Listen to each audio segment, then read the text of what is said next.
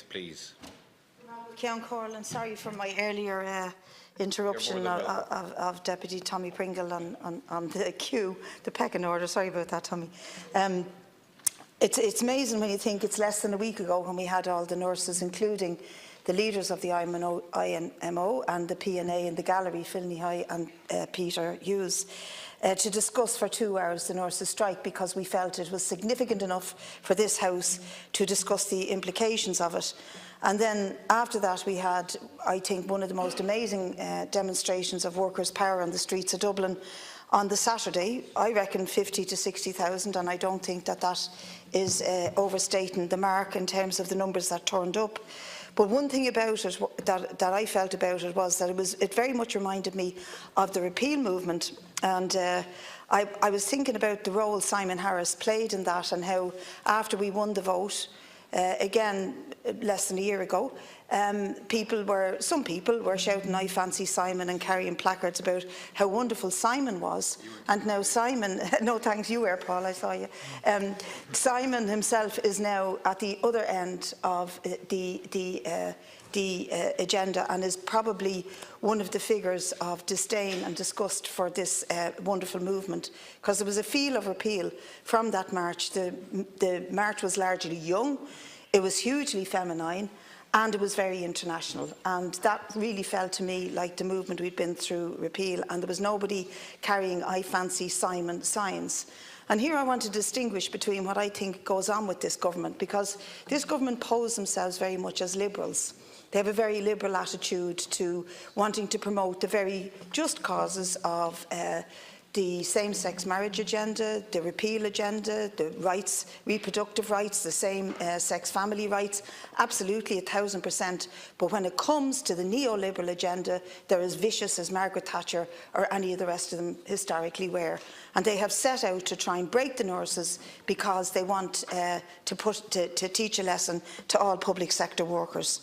I want to preempt everything I say by saying it is for the nurses to decide if this recommendation is good enough for them or not. Absolutely for the nurses.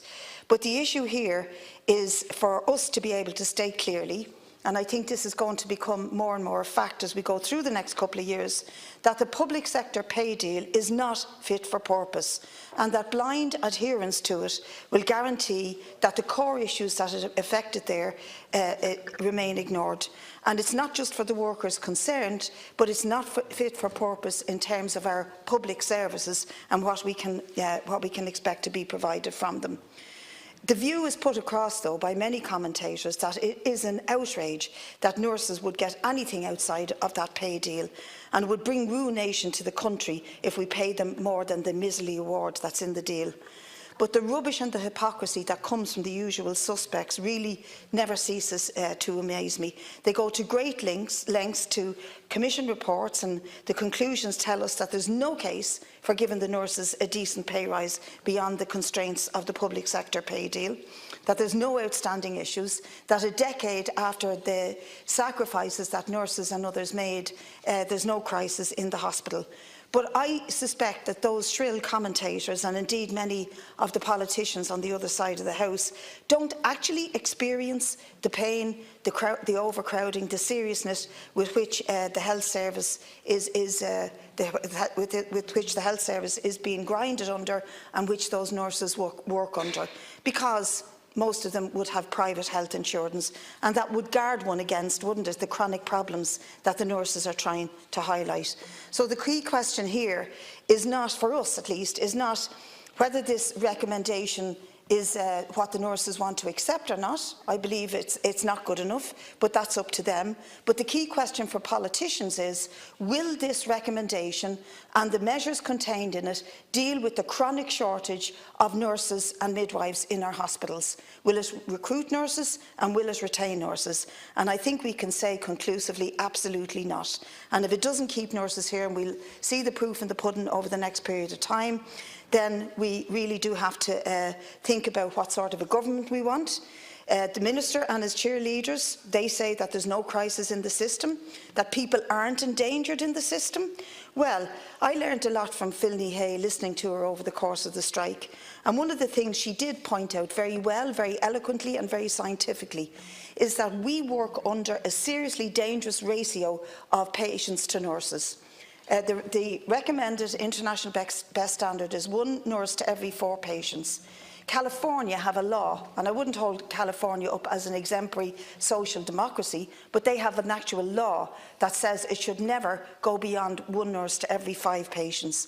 We work in a system that has 1 nurse to every 8 at best, and at worst 1 nurse to every 11. And much of that is also, the latter end of the scale is very much affected in the psychiatric services.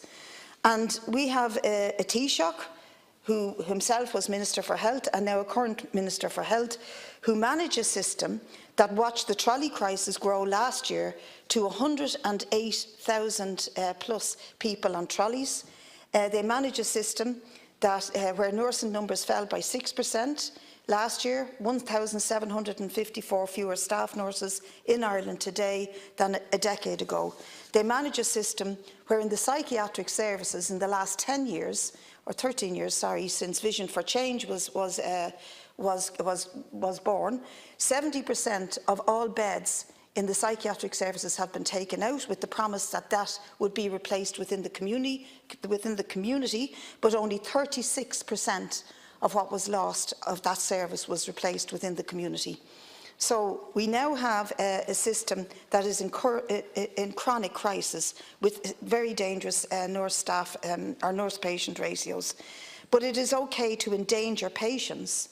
And it's okay, apparently, Minister, to overrun the National Children's Hospital by 500 million, to have a procurement process for cervical check that results in a fiasco that we've witnessed. And it's okay for all of that to happen, but God forbid that you would interfere in a public sector pay deal that isn't working for the public sector, for the workers, or for the people in this country who rely on those public services.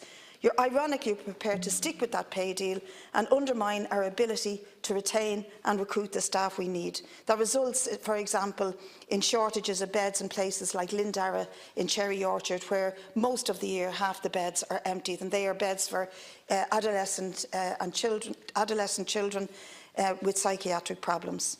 We're happy to pay 100 million a year to agency nurses to bridge the gap in staffing than actually deal with the issues. And if I can go beyond health, we're happy to pay almost $1 billion a year to keep people in homeless accommodation, a combination of supporting rent and landlords, supporting hotels and B&Bs, but that never gets mentioned, the waste of $1 billion a year in the homeless industry.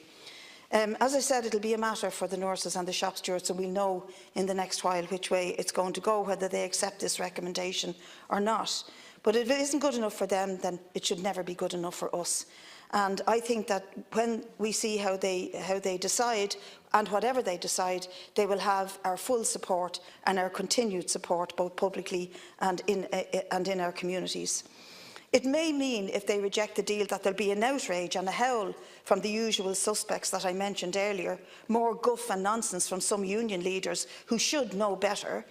But the public, the ordinary people who receive the services from the nurses, know and understand that a bad deal for them is a bad deal for all of us, because it doesn't contribute one iota to improving this most drastic health service that we have.